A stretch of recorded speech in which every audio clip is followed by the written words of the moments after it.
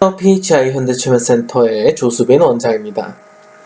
자기 최면, 타인 최면, 사실 모든 최면은 자기 최면이다 라고 이제 많은 전문가들이 그런 말을 하죠.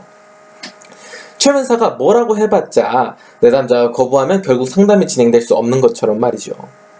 하지만 최면사가 옆에 붙어 상담을 진행한다면 프로세스를 편하게 진행할 수 있고 복잡한 암시 역시 쉽게 만들 수 있죠. 이번 영상에 이 자기 최면 그리고 타인 최면의 장단점을 간략하게 알아보도록 합시다. 자, 한국에서는 아마도 제가 자기 최면 트레이닝 방식을 처음으로 프로세스화 했을 겁니다. 그래서 그 트레이닝 결과물 역시 아마 제가 가장 많이 있지 않을까 생각해 봅니다만 당연히 이제 확답은 해드릴 수가 없어요. 이름 없는 최면 전문가들 역시 아주 상당한 실력을 가진 분들도 가끔씩 제가 볼 수가 있었거든요. 자, 그래가지고 자기 최면과 타인 최면의 장점, 차이점, 요것은 자기가 스스로에게 암시를 주는지 타인이 내담자에게 암시를 주는 것인지에 대한 차이겠죠. 자, 그래서 타인의 유무로 나올 수 있는 장단점을 먼저 확인해 보겠습니다. 타인이 옆에 있는 경우 내담자는 최면 프로세스를 의식적으로 떠올릴 필요가 없습니다. 복잡한 프로세스 자체가 이제 머리를 쓰게 만들고 이것이 최면을 방해하고 트랜스를 깨버리기도 합니다. 하지만 타인이 옆에서 대신 생각해주고 상담 방향을 잡아주고 있기 때문에 이런 일은 이제 보기 어렵죠. 자, 반대로 스스로 진행할 경우 모든 프로세스를 독자적으로 진행해야 됩니다. 최면 유도는 그렇다 치고 복잡한 최면 분석이나 파츠워크, 파츠 테라피를 어떻게 진행할 수 있을까요? 당연히 전문가가 쓰는 복잡한 프로세스를 진행할 수 없습니다. 이를 단순화하지 않는 이상 사용이 불가능한 것이죠. 물론 단순화한 방식을 이제 PHI 협회 임원들이 좀 만들었습니다. 이건 다른 영상에서 간략하게 한번 말씀해 드릴게요. 자, 그리고 이제 자기 최면에서 어려운 부분은 바로 자기 레포입니다. 유명한 간접 최면가 밀턴 에릭슨이 이런 말을 했죠.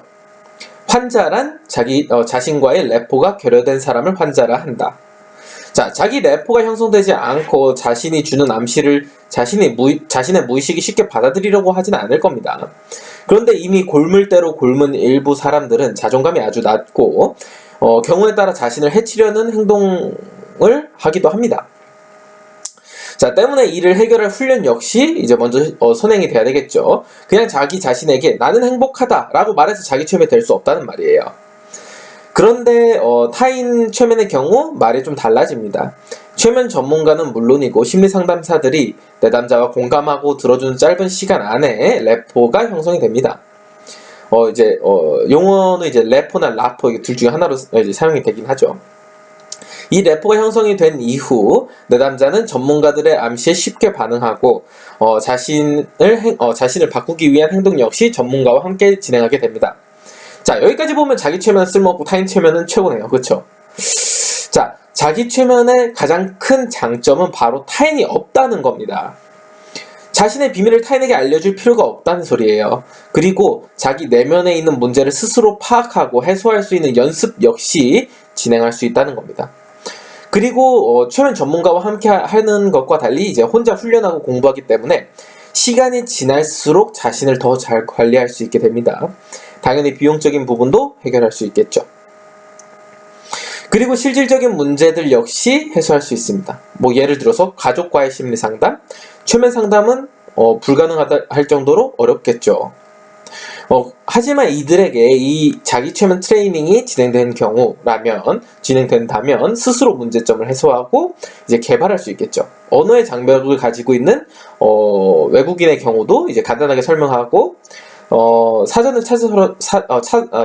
찾아서라도 훈련을 시킨 다음에 그들 역시 스스로 변화할 수 있도록 만들 수가 있습니다. 자, 예를 들어서 이렇게 생각을 하시면 돼요. 저희가 이제 가족들에 대해서 모든 비밀을 터놓고 말할 수는 없습니다. 가족들 역시 전문가인 다른 가족에게 모든 것을 말할 수는 없겠죠. 당연히 비밀이 있고 이제 말할 수 없는 부분이 있을 겁니다.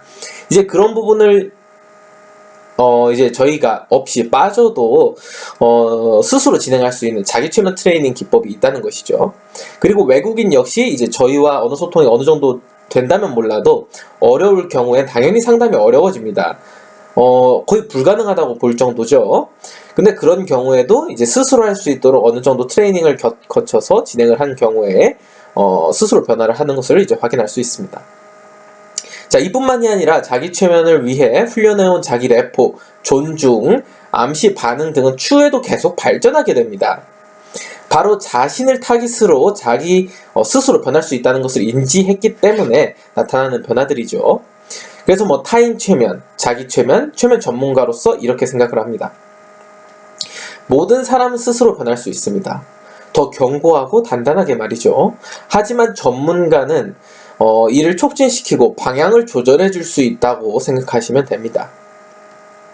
자, 이제 자기 최면과 타인 최면의 장단점을 이해할 수 있었나요? 최면 전문가들은 대부분 자기 최면을 눈여겨보지 않습니다. 왜냐하면 자신들이 효과를 보지 못했으니까요. 자기 최면과 타인 최면은 확실히 다릅니다. 무엇이 이제 자기 최면 효과를 만들어내는지, 어떤 이론이 있는지 이해할 수만 있다면 분명 모두가 자기 최면의 변화를 볼 수 있지 않을까 싶습니다.